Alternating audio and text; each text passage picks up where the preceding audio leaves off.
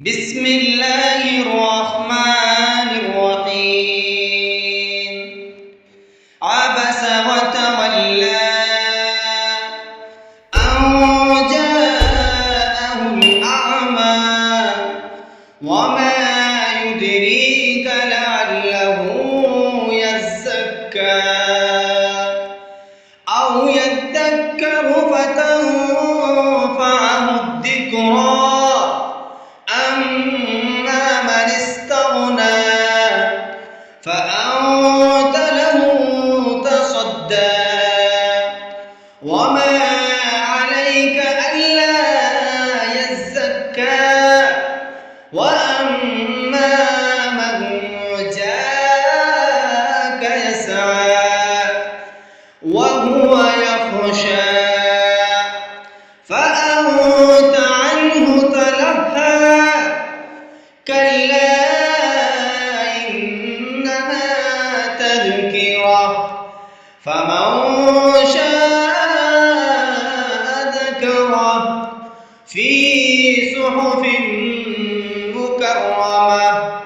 مرفوعة مطهرة بأيدي سفرة كرام بررة قتل الإنسان ما أكفره من أي شيء خلقه من نطفة خلقه فقدره ثم السبيل يسره ثم أماته فأقبره ثم إذا شاء أنشره كلا لما يقض ما أمره فلينظر الإنسان إلى طعامه أنا صببنا الماء صبا ثم شققنا الأرض شقا فأنبتنا فيها حبا وعنبا وقضبا وزيتونا ونخلا وحدائق غلبا وفاكهة وأبا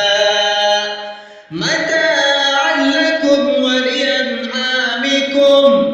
فإذا جاءت الصاخة يوم يفر المرء من أخيه وأمه وأبيه وصاحبته وبنيه لكل امرئ منهم يومئذ شأن يغنيه وجوه يومئذ مسفرة ضاحكة مستبشرة ووجوه يومئذ عليها غبرة ترهقها قترة أولئك هم الكفرة